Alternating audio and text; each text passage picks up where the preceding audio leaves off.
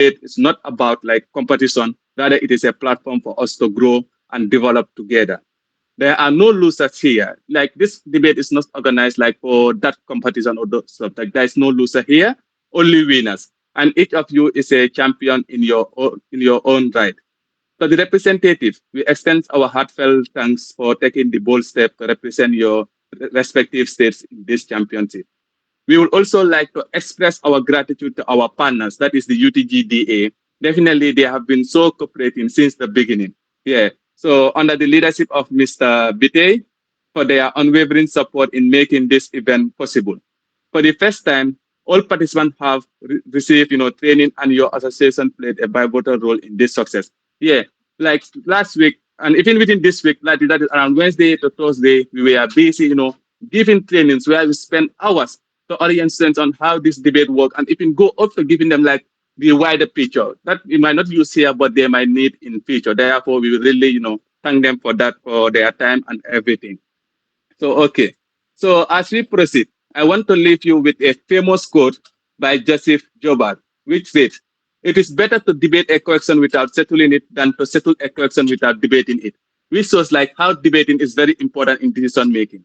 And I believe all of us as intellectuals or as students or researchers in the field of academic, like one way or the other, will be engaged in intellectual discussions, will be engaged in decision making. So therefore, when in that note, like things like this will help us to make, very important decisions that will be very valuable to our society and to our nation and to everyone, including ourselves. That's why, I would like to applaud you all, for participating in such a great, initiative. So we also like to open the discussion and eager to learn from one another. Yeah. So we are here, to learn from one another. And I believe, like we'll all benefit at the end of the day. So once again, thank you all for joining. And I want to extend my appreciation to my executive team, like most especially the academic department for the hard work they have been doing since the very beginning. Actually, it has not been easy. They have been going through calling, texting, sending emails. Yeah, but Alhamdulillah, today we are having it here. And I believe it's going to be a successful debate at the end of the day, inshallah. I'm really grateful to my executive team. They are so cooperative and so hardworking. Thank you. And that being said, I would just like to thank you all for joining and wish you all a successful championship. Remember, Amur Ragal. Jërëjëf. Yes, Amud Ragal. Thank you very much, Mr. Ibrahim Ambo, for those wonderful words. Like he said, don't take anything personal. Don't mind the comment section. Remember, we are here to exchange ideas and also have little fun. So don't be that distracted with the comment section, because people like Tombong will not let you be. So next item on the agenda, we move to the introduction of the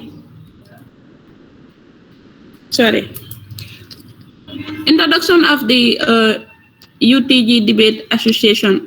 So recently we are partnered with the UTG Debate Association, and we are very, very grateful for accepting our ideas or offer to partner with them. Basically, they are going to take over, and then they are in control of everything as far as today's debate is concerned.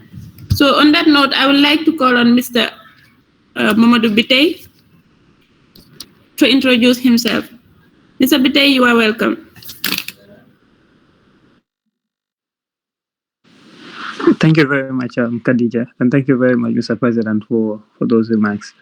So the introduction is already done, but I'll go on ahead and reintroduce myself. My name is Mohamed Bitey, and I am president of the University of the Gambia Debate Association. And we are really excited to be part of this laudable initiative, and we hope the purpose would be met and we would all end up being champions at the end of this debate. Like the president mentioned, the purpose of debate is to reach a solution. So don't take it to be a competition. Take it to be an exercise to develop yourselves and contribute to the development of wherever you are, not just India, not just the Gambia, but India as well. So I am glad to be here. And on behalf of my team, I wish to say that we're excited to partner, and we hope that this year's championship would be very successful. So thank you. Thank you very much, Mr. Bitey. We have no doubt that we're going to have free and fair debate here with you people. So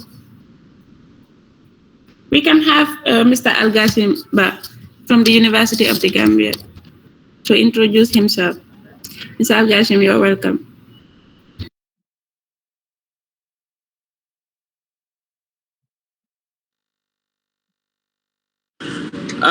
Good morning, everyone.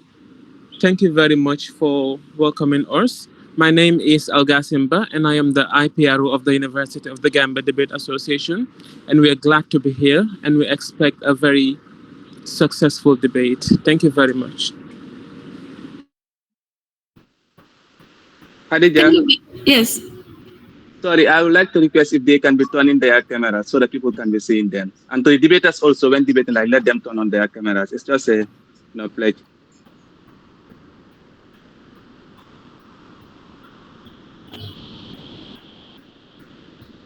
Okay, thank you, Mr. Mbo. Yes, for the debaters, they have to turn their cameras on.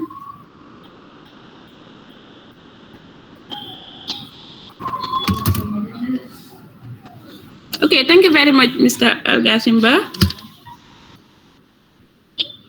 And then next, I would like to call on Mr. Jibril Njai. Mr. Jibril Njai, you are welcome.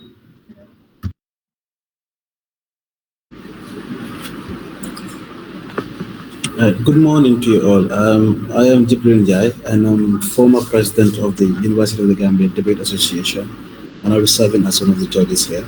It's an honor to have me, and I cannot wait to be educated and entertained.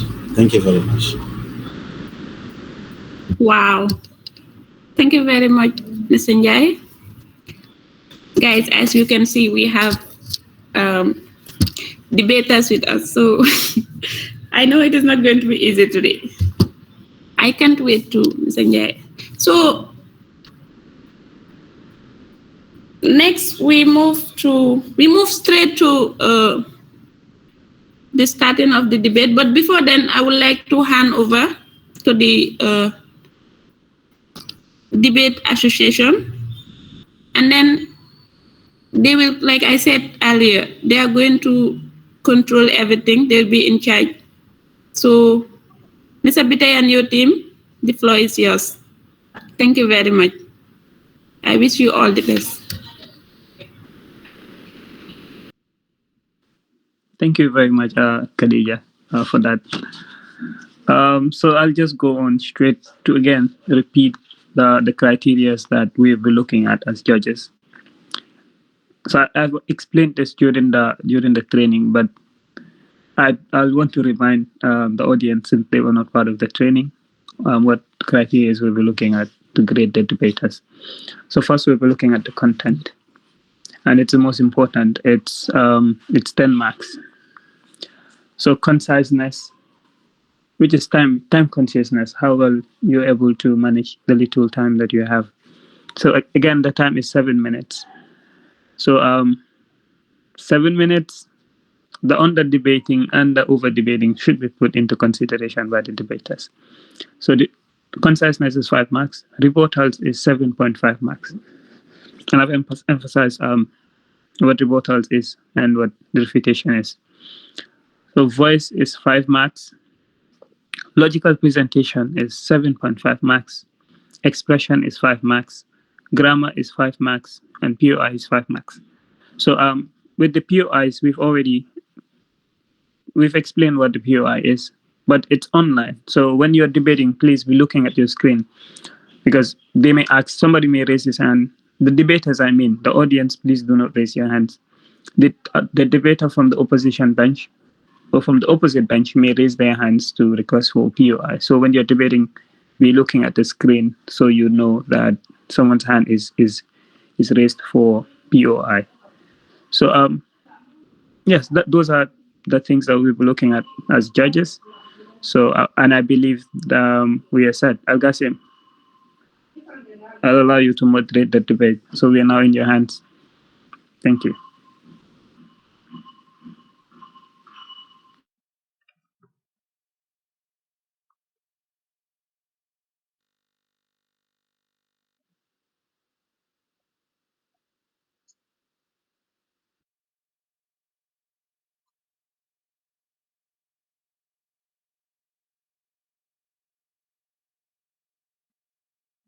Algasim, are you with us?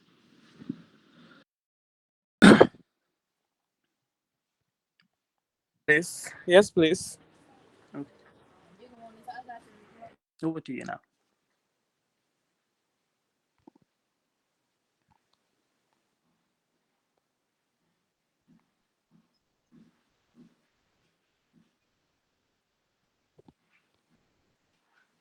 All right, so I'll take it up.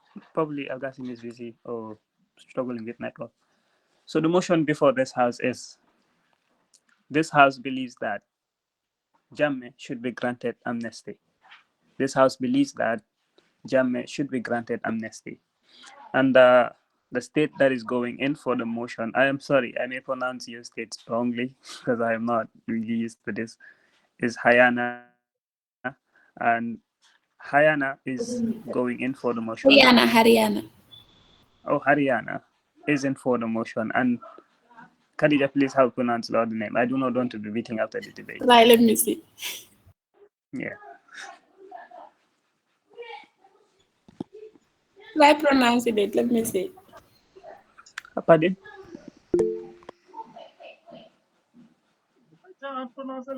Haryana and Andhra. Andhra. Andhra Pradesh. Khadija, Okay. Nam?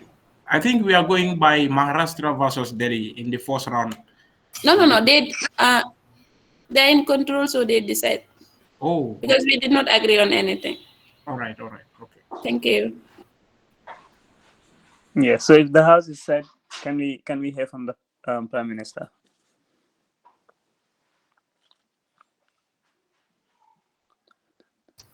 Mr. Bite, you may repeat, please, because there was.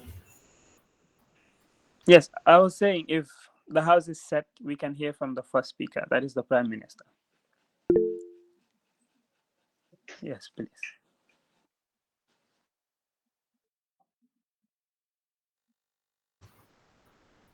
Mr. Lamarana Jallo's hand is up. I think they have some questions to ask. Okay. You guys Before can we go. start, Lama, do you have any question? Yes. I think we are told that we will be having our debate in the second round.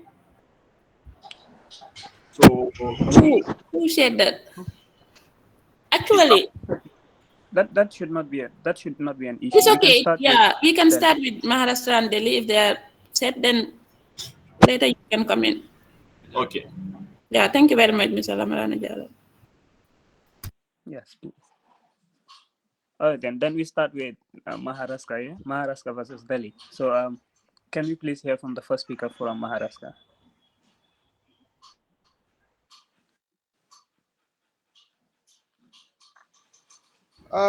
Sorry, Honorable Speaker, we are facing some connection issues. Can you please give us like 30 seconds, please? My Prime That is Minister, fine. yeah, my Prime Minister is facing some connection issues. All right.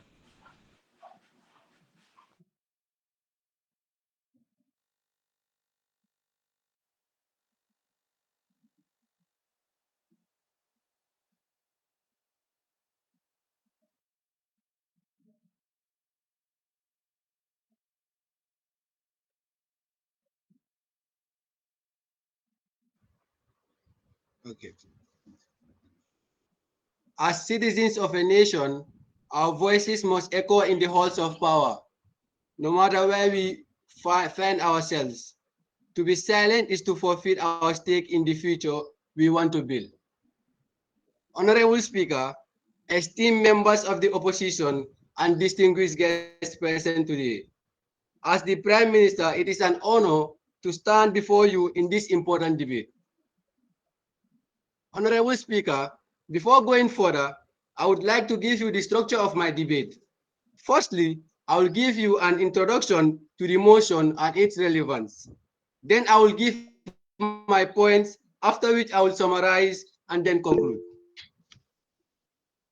By introducing the motion, which says this House believes that Gambians in the diaspora should be allowed to vote. We need to know the meaning of diaspora and its importance. A diaspora is a community of people who do not live in their country of origin, but maintain their heritage in new lands. And diaspora are of many importance. They have positive impacts on development of our homes, of their homes in many ways, including economic development, social and cultural development, education, connection to homes, global trends, economic contributions, right to representation, strengthens democracy and international standards.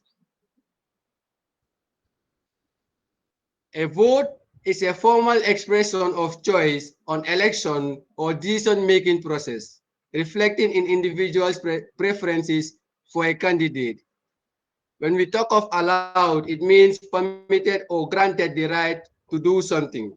So therefore, heading to my first point, which is right to representation.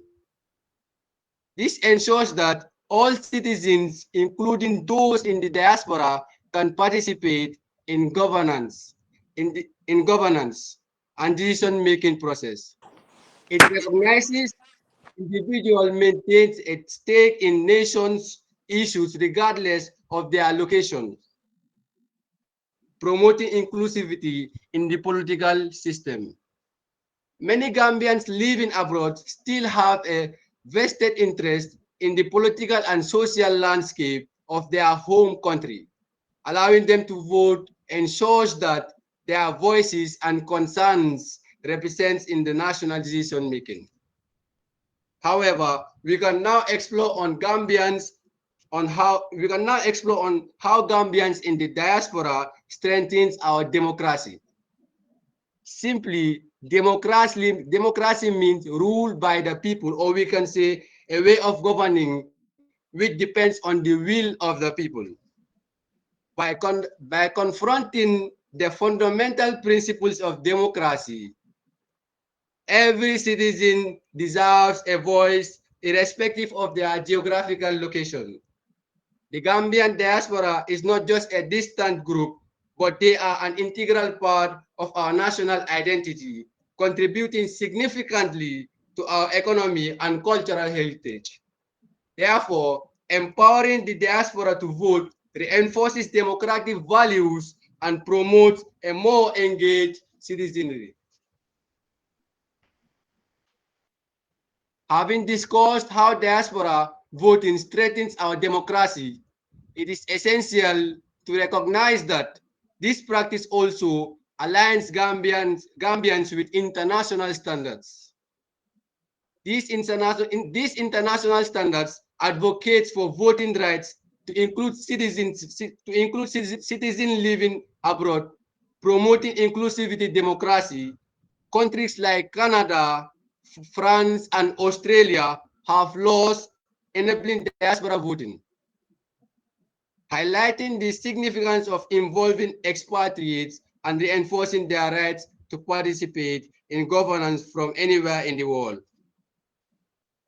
Allowing Gambians in the diaspora to vote is about rights and creating a stronger and more inclusive democracy.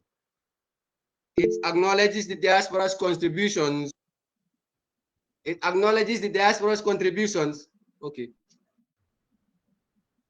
Ibrahim Akefari.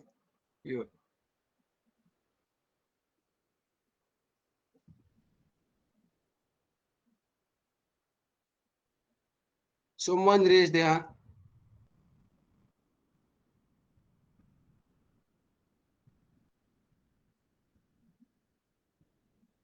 Ibrahim Akefari.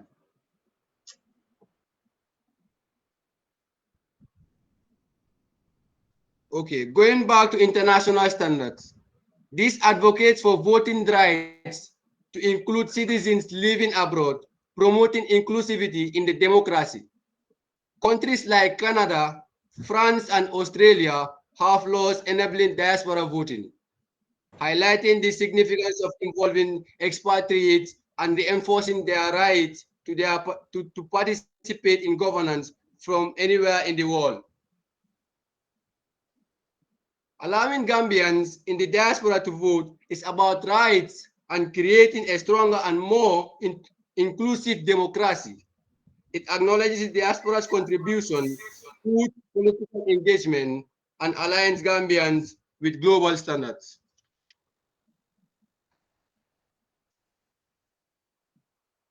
In summary, I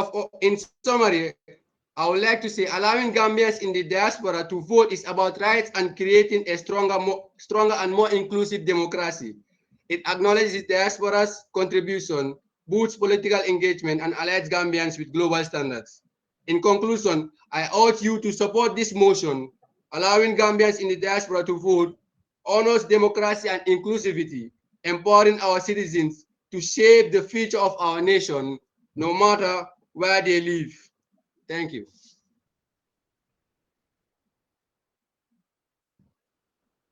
Wait, Thank you very much, Honorable Prime Minister, for those remarks. Please give us a second to greet you before we hear the next speaker.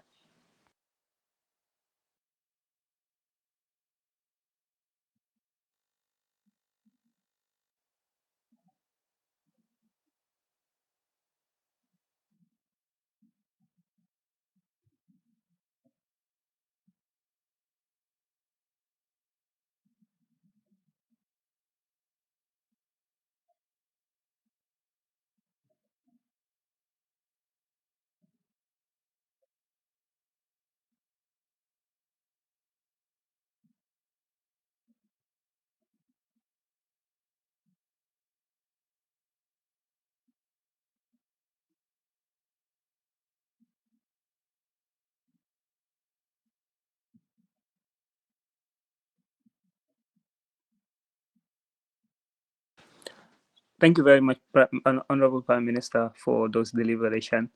If the opposition leader is set, we would want to hear from you.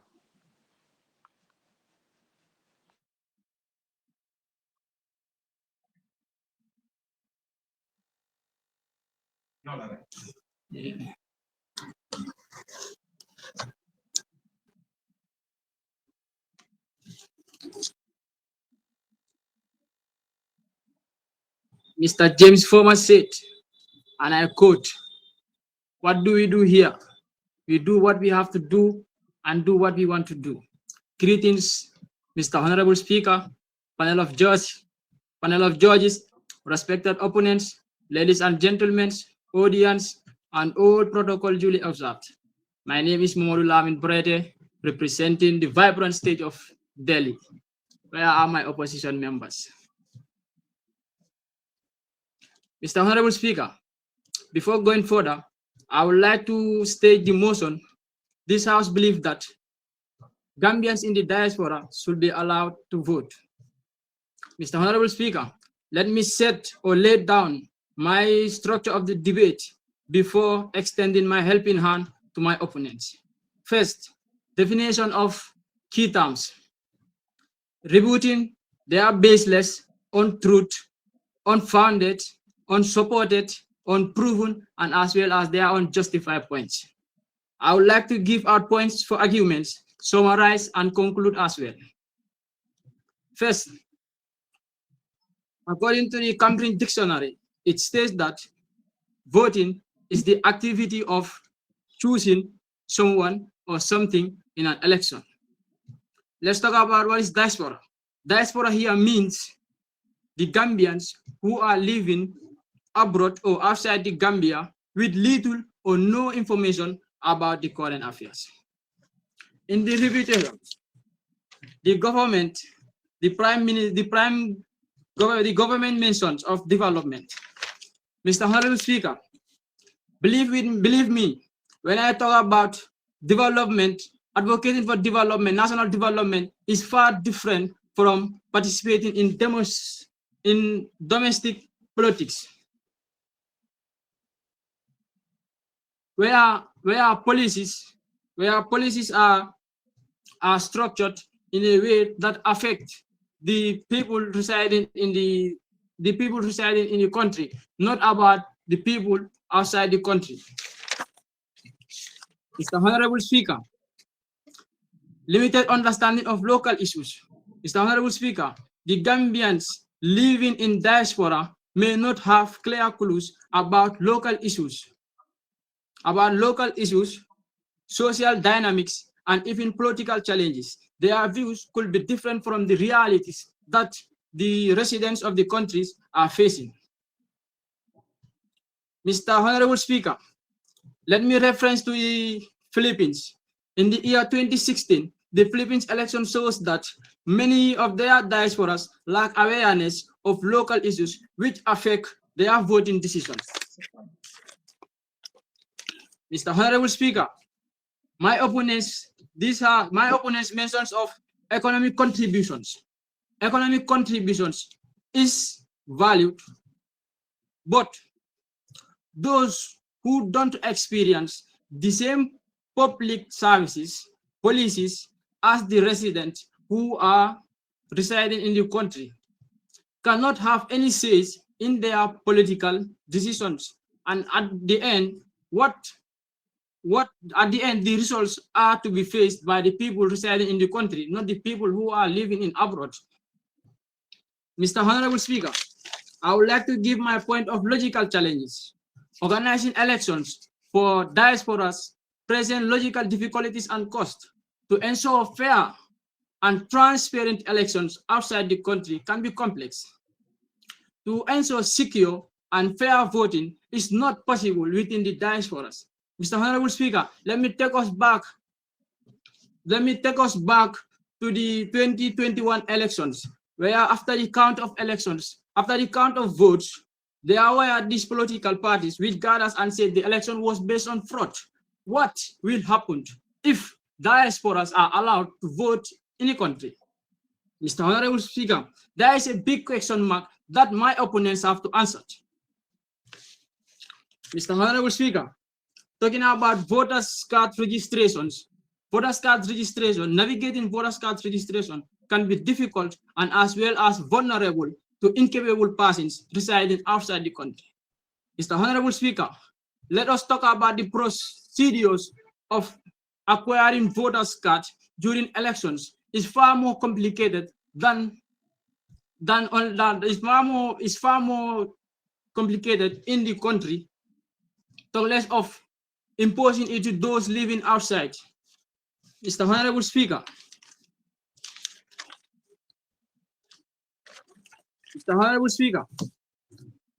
my opponents made mention of national identity. National identity can be preserved in many other ways, such as cultural initiatives, diplomatic missions, without the need of allowing people residing outside the country to have says in our political system or in our voting system, which does not have any direct effect on their lives. Mr. Honorable Speaker, I would like to give my points. Why will diasporas decide our social welfare when they are not affected by it? Mr. Honorable Speaker, they may make decisions based on their selfish interests,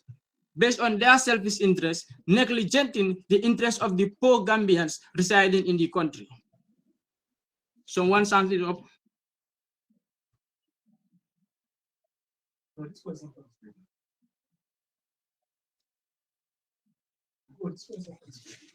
Mr. Honorable Speaker, Please proceed. You're left with 1 minute. I would like to summarize by saying, I believe in the points that I've raised. You will believe me that allowing diasporas to vote is not only, it does not only give them the privilege to vote, but as well as lead to chaos in the country. Thank you all.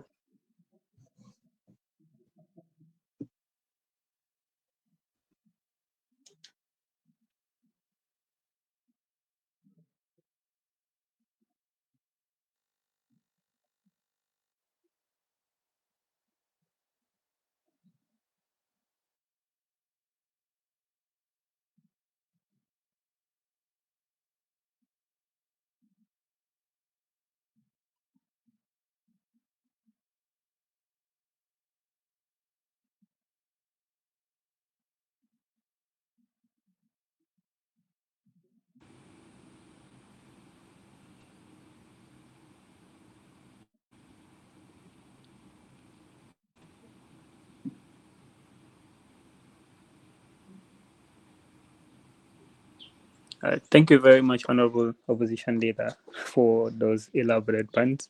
So if the House is set, we would like to hear from the Deputy Prime Minister.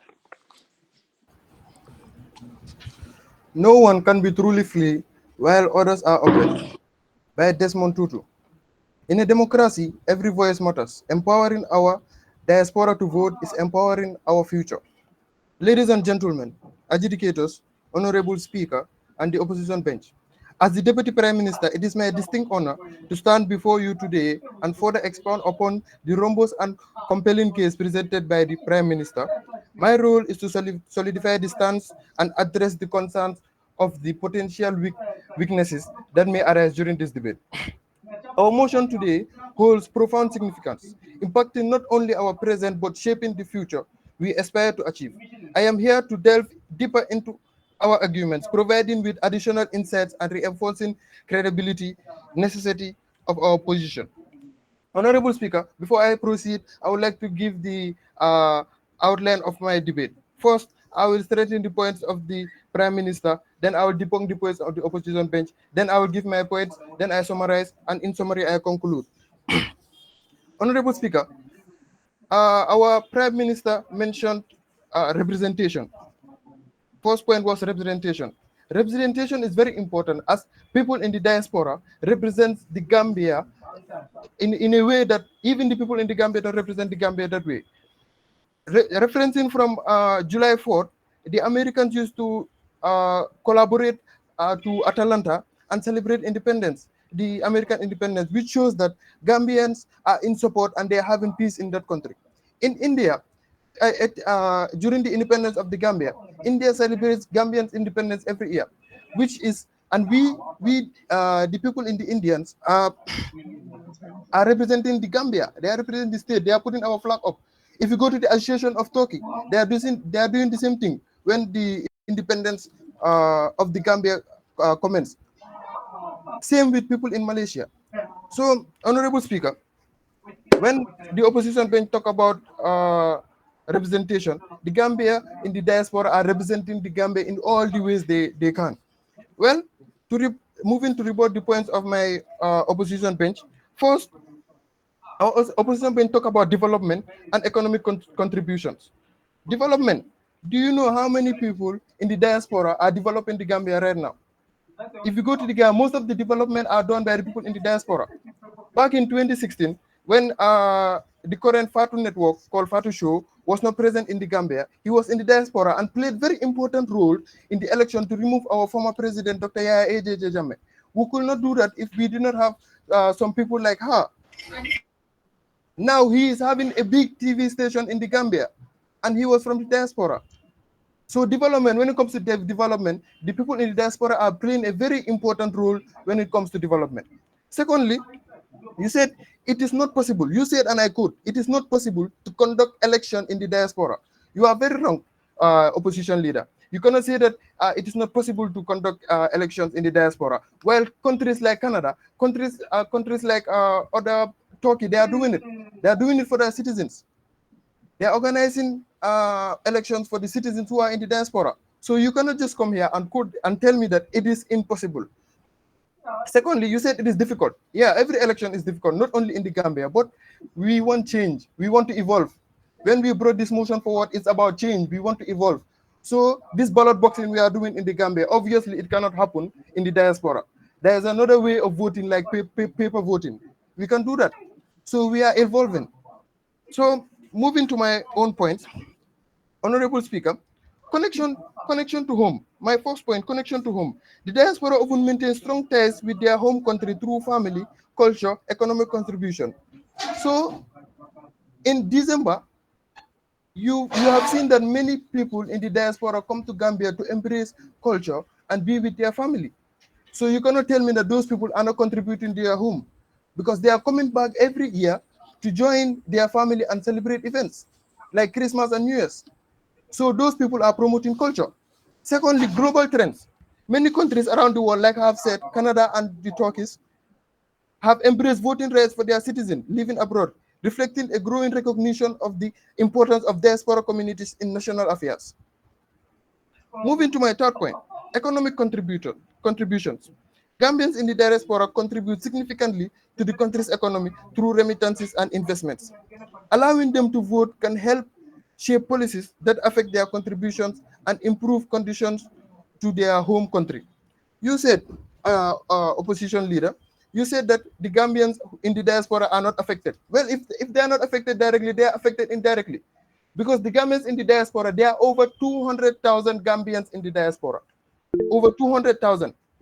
I'm not counting the people who are taking the illegal routes, but from the legal routes, there are over 200,000 people in the diaspora. And every person in the diaspora is thinking about home, how to feed their family. So if the taxes rise or the price of food rise, it will also affect them. Maybe they are not in the country to affect them directly, but it will affect the people, their parents or their family members or their loved one. It will affect them directly. So you cannot just come and tell me that those people are not affected and they will vote carelessly. That is very untrue. Honorable Speaker, back to my economic contributions. Many Gambians are in abroad, but now they are having investments in the Gambia. They are doing many investments in the Gambia. And where are they? They are in abroad, but they are doing many investments in the Gambia. They are in the diaspora. So our opposition bench cannot just come here and tell me that those people are not providing economically to our country. That is very untrue. This is a house of intellects. You cannot just come and throw light like that. You have to prove it. You have to bring statistics to prove that what we are saying is not true. Now, opposition, Honorable Speaker, in conclusion, we have demonstrated that allowing the diaspora to vote enhances representation, synthesizes democratic principles, and acknowledges the vital contributions of the Gambians who are in abroad, and our economic society. While the opposition may argue that this could lead to disconnection from the realities on the ground, we have shown that diaspora communities are deeply invested in their home country and bring valuable perspectives to enrich our democracy. Therefore, the government bench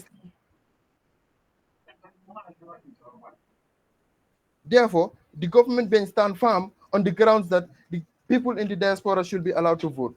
Thank you very much.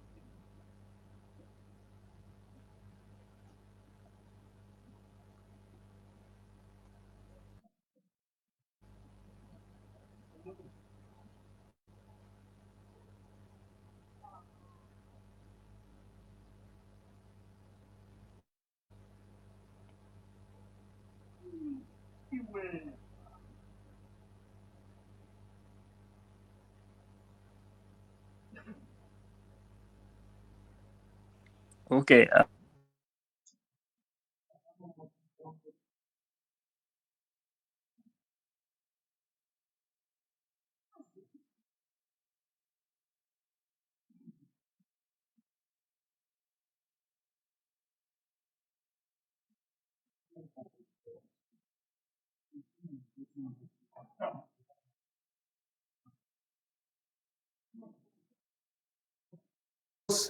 Honorable members, I rise to vehemently speak against the motion that Gambians in the diaspora should be allowed to vote. Firstly, Mr. Speaker, allow me to give the structure of my debate. One, key terms. An introduction, parameters of my debate, and the conclusion. Firstly, Mr. Speaker, I would like to mention and define the key terms of this significant debatable motion before this August Assembly. The key points are as follows. Gambian. A Gambian is an individual who is a citizen or national of the Gambia by birth and descent, by registration and by naturalization. What is the meaning of diaspora? The term diaspora originates from the ancient Greek word diaspora, meaning scattering or dispersion. It refers to a population that has spread out from its original homeland to various parts of the world due to various reasons, including economic conflict, persecution, or natural disasters.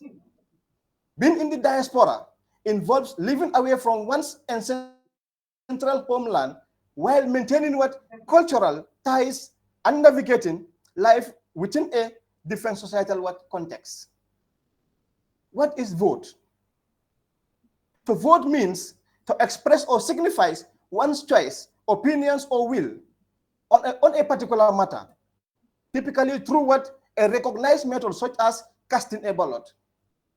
Voting is a fundamental process in democratic system that allow individuals to participate in decision-making by selecting candidates for office or deciding on specific proposals. Mr. Speaker, while affirming my stand on against the motion and rebutting my opponent's contribution that Gambians in the diaspora should be allowed to vote, I hereby present my laudable reasons and facts to this highly esteemed and reputable assembly. First and foremost, disconnect from local issues. Gambians living abroad may not have a full understanding of the current issues on the ground. They might be disconnected from the daily struggles, political dynamics, and local priorities that affect those living in the Gambia. This could lead to voting decisions that are out of reach or out of touch with the need of the people, directly, mark my word, directly impacted by the results. Influence of foreign interest. Diaspora Gambians may be influenced by the political and cultural environment of the countries they reside in, which could lead to promoting policies or leaders that align more with foreign perspective rather than Gambia's specific socio-economic realities on the ground. Number 3, fair representation. Mr. Speaker, adjudicators, honorable members, voting should be limited to those who will directly experience the consequences of election outcomes, particularly on taxations, public services, and infrastructure. Citing examples of the current inadequate, intermittent, frequent power outages and water shortages in the Gambia, those of us who are living in the diaspora are not affected by these unforeseen circumstances. Mr. Speaker, allowing diaspora to vote could distort representation for those who are directly affected by the decision of the government. My fourth point is that risks of fraud and logistic issues. Ensuring a free, someone hands is up, please. POI, please. Can you explain how not allowing diaspora voting contributes to national unity and inclusivity among Gambians? Okay, I'll come back to answer, please. Give me some little minute. I'll come back to answer. Okay. My fourth point is that risks of fraud and logistical issues. Ensuring a free and transparent voting process for citizens abroad poses logistical challenges, such as maintaining security and preventing fraud. The complexities of organizing elections across multiple countries might increase the risk of irregularities in election processes. Can you proceed with your question, please? Okay, my question is, I want you to explain how not allowing diaspora voting contributes to national unity and inclusivity among all Gambians. If you look at if you carefully look at the point I've just mentioned, allowing diaspora to vote in our elections, there are risks of fraud and there are logistical issues. In my statement, I will come further to explain the reasons why diasporas are not allowed or should not be allowed to vote in our elections. In the further context I'm about to read, will directly answer your questions. The fifth one, number 5, limited accountability. Gambians living abroad may not face the same level of accountability for their choices since they are not directly governed by the policies of the elected leaders. There could be reduced sense of responsibility for a long-term outcomes of their votes. Economic considerations and challenges. Mr. Speaker, judges, honorable members, the economic scalability of our dear motherland, the Gambia. I put to my opponent that the Gambia cannot afford to conduct elections for Gambians in the diaspora. I stand to back my input that Gambia cannot afford diaspora voting on the following facts. One of the facts, Gambia is a developing country, considered as one of the poorest countries in the world, with struggling economy and limited resources to finance the expenses of voting across the globe. Considering the high cost of living Gambians are facing with poor infrastructure, inadequate water and electricity supply, challenging health conditions and health facilities, inadequate educational facilities, just to mention a few. How can a country facing such challenges be able to finance voting processes for its citizens over the globe, across the globe? Recently, Mr. Speaker, we have seen reports from authentic sources of Standard newspaper edition and the Western Gambia that school children in Helakunda, lower basic school in UR, are sitting on the floor. All right, Honorable Speaker. All right, Honorable Deputy Opposition Leader, your time is up. Thank you very much. Can you please allow me for extra time? No extra time, please.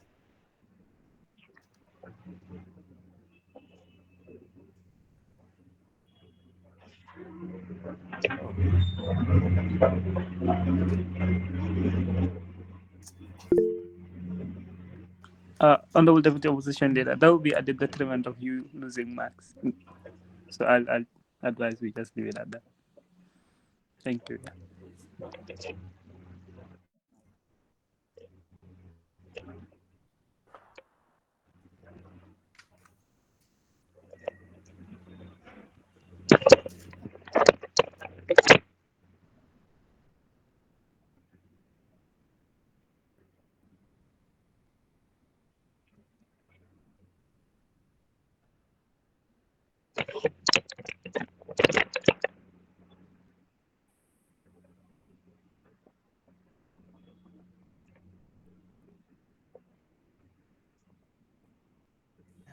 Points ahead.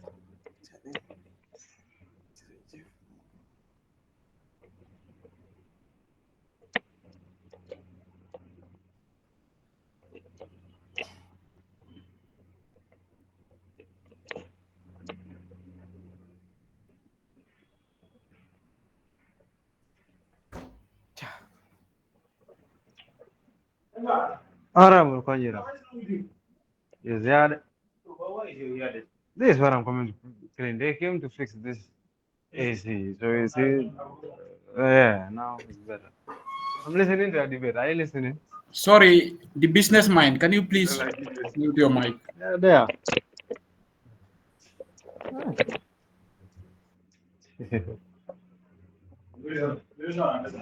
Hmm? Hmm. I know.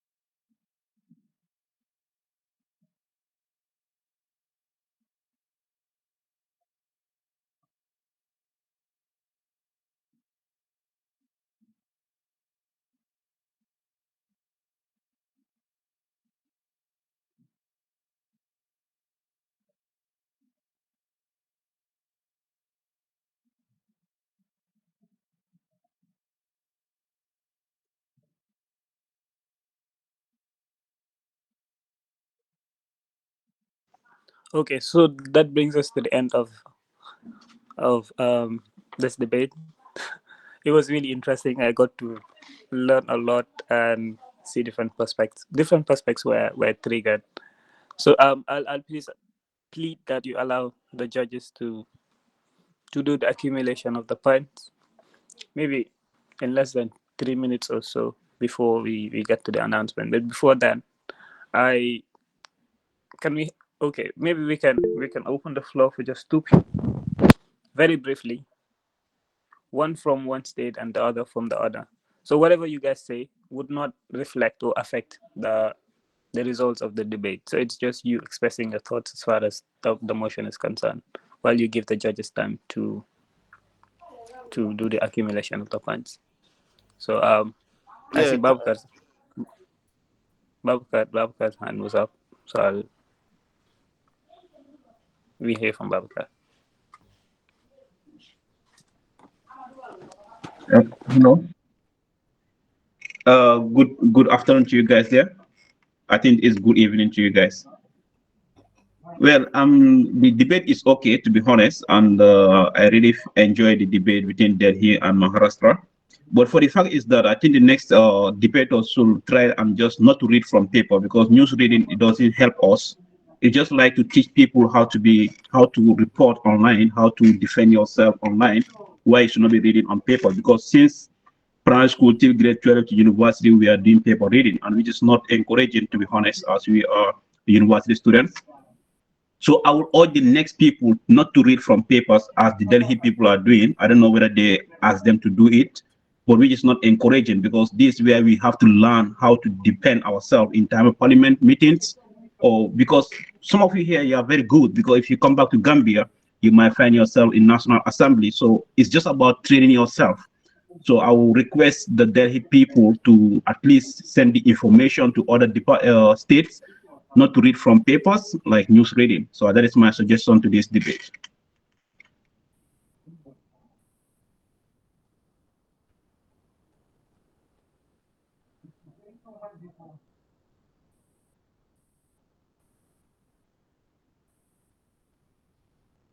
Ibrahim, your hand is up.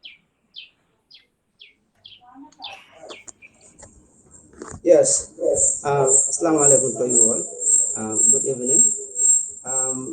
Babukar, actually our people were not reading on paper. So your people, they were reading on paper like news presenters, like BBC and CNN. So all what I want to say, it was a good debate, fantastic.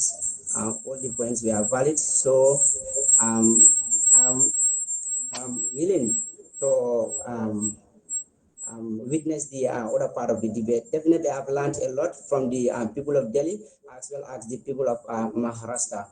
This is what we expect from the academics. We have to come together. We discuss issues that are very critical to national development. Diaspora, whether they should vote or not, I think my people declare that part. And thank you all. I'm very, very, very, very, very, very, very much glad. Thank you so very much.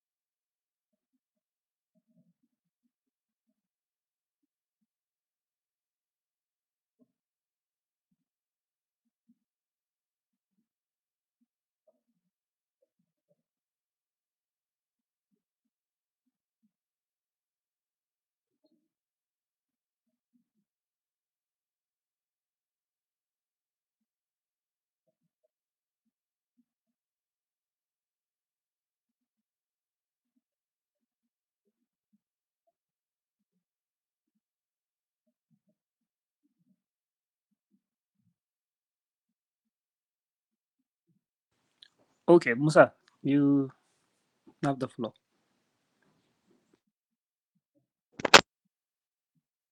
My name is Musa Tamba, and obviously in the Gambia. This was a very interesting, insightful, and educative debate, and I must attest that I've learned a lot from all debaters. So my point is about King Lewis. King Lewis, your debate was very good. Your flow was in fact fantastic. But while you were debating, you gave a statistic saying that people in the diaspora normally give the Gambia remittances, but you were unable to tell us, like, for example, in this particular year, the amount of remittances that were given to the Gambian government. Obviously, this year I attended a particular program at the Sadoda Karaba Conference Center, and the amount was said. So it would have been very, very beneficial, or it would have been better if you were able to at least tell us the remittances. So I think that's the contribution I have. And I would say thank you so much. You all did well.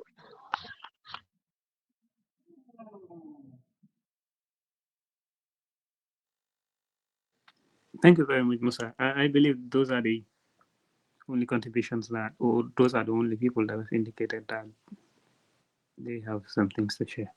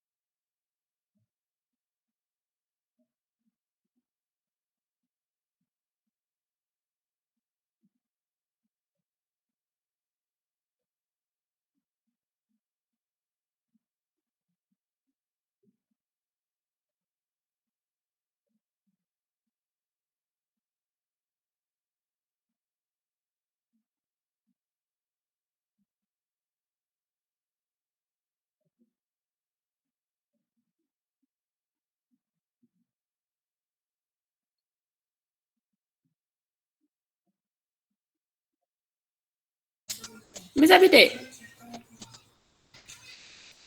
Yes, Kalia. I will suggest while you are working on the result, we can have a prayer break for 5 minutes and Okay. then come back. Yeah. Then that is fine. Thank you. Okay.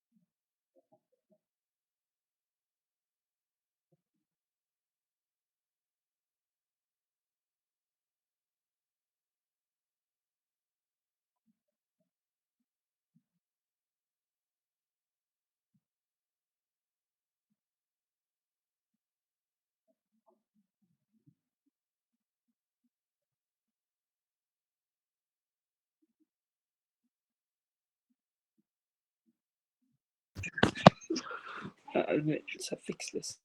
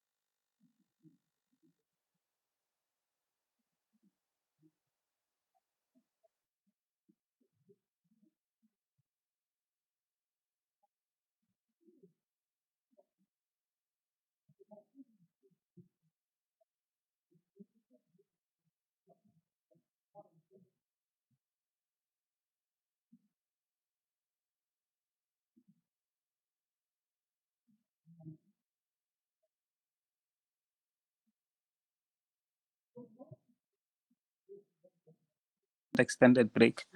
We're working on the so we were working on the preparing ourselves for the second round of the debate. So I just want to say that the results would be announced after both debates are done.